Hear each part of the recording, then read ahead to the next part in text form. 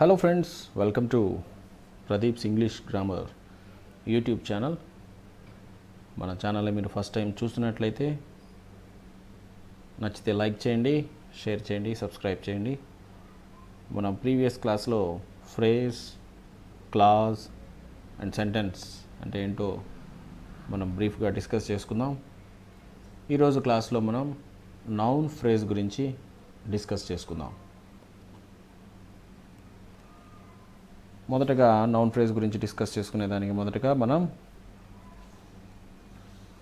What is a noun, noun అంటే ఏంటో మనం చూద్దాం.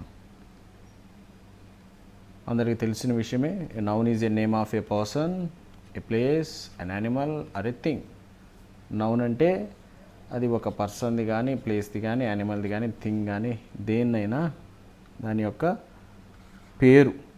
సో దట్ ఈస్ నౌన్, నామవాచకం అని అంటారు. అవును కదా. సో ఇప్పుడు మరి నౌన్ అంటే తెలిసింది. నౌన్ ఫ్రేజ్ అంటే ఏంటో మనం చూద్దాం. మనం ఆల్రెడీ ప్రీవియస్ క్లాస్లో నేర్చుకున్నట్టుగా ఫ్రేజ్ అంటే గ్రూప్ ఆఫ్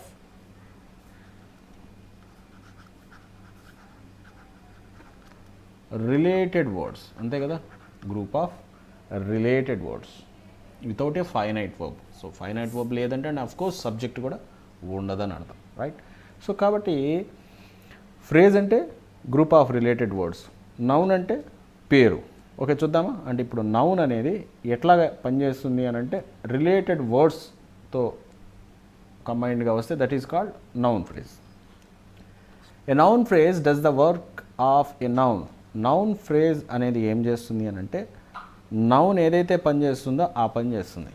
సో ఒక సెంటెన్స్లో నౌన్ ఏం పని చేస్తుంది మనం చూస్తే, ఒక సెంటెన్స్ ఏదైనా ఒక సెంటెన్స్ రాస్తాను ఇక్కడ నేను. I teach English, I play cricket. చూసామా, మీ అందరికీ తెలిసిందే. ఇక్కడ మనం గమనించామంటే సబ్జెక్ట్, వర్బ్, ఆబ్జెక్ట్.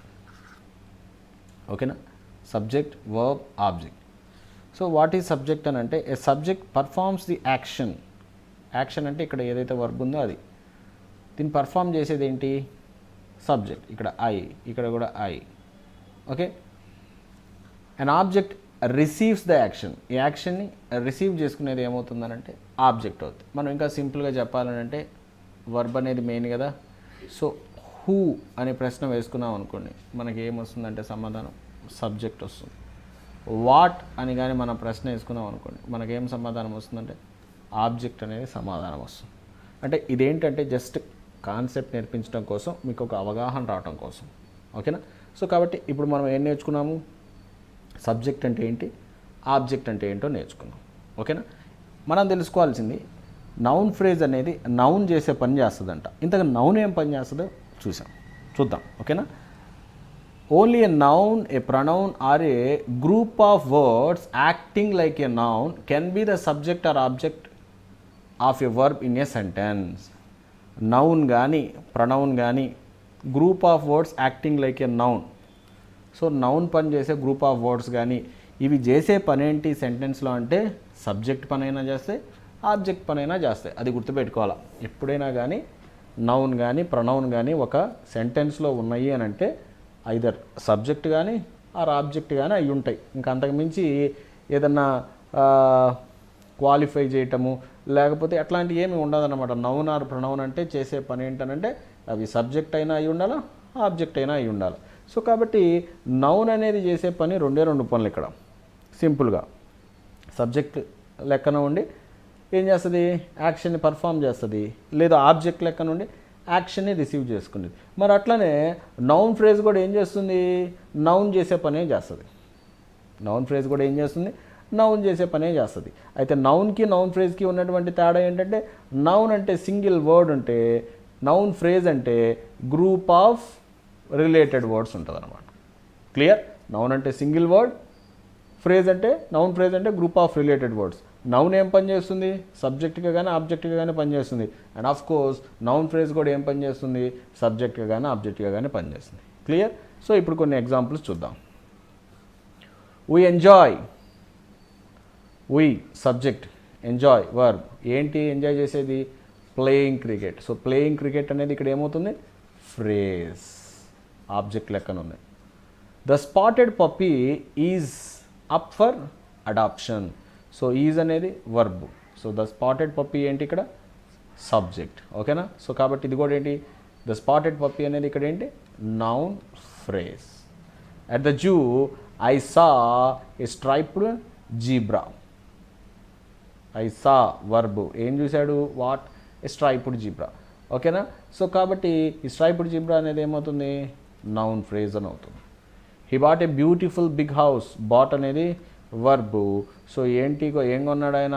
ఆబ్జెక్ట్ ఏంటి ఇక్కడ అంటే ఏ బ్యూటిఫుల్ బిగ్ హౌస్ అనేది నౌన్ ఫ్రేజ్ అవుతుంది. To win a prize is my ambition. Is అనేది వర్బ్. ఏంటి సబ్జెక్ట్ అని అంటే to win a prize. So మనం అర్థం చేసుకోవాల్సింది ఏమనంటే ఒక సెంటెన్స్లో సబ్జెక్ట్ని కానీ ఆబ్జెక్ట్ని కానీ మనం ఐడెంటిఫై చేస్తాం కదా క్లియర్గా. ఆ సబ్జెక్ట్ అనేది సింగిల్ వర్డ్గా ఉందనుకోండి, అది ఏమవుతుంది? నౌన్ కానీ ప్రొనౌన్ కానీ అవుతుంది. అలా కాకుండా ఆ సబ్జెక్టు లేదా ఆబ్జెక్ట్ అనేది గ్రూప్ ఆఫ్ వర్డ్స్గా, రిలేటెడ్ వర్డ్స్గా ఉందనుకోండి, అది నౌన్ ఫ్రేజ్ అవుతుంది. సో ఫైనలీ నౌన్ ఫ్రేజ్ అని అంటే group of related words acts as a noun. అవును కదా. నౌన్గా పనిచేసేటటువంటి గ్రూప్ ఆఫ్ రిలేటెడ్ వర్డ్స్నే నౌన్ ఫ్రేజ్ అని అంటారు. ఓకే ఫ్రెండ్స్, నెక్స్ట్ క్లాస్లో మనం ఇంకొక ఫ్రేజ్ గురించి డిస్కస్ చేసుకుందాం. Okay friends, that's all. Thank you.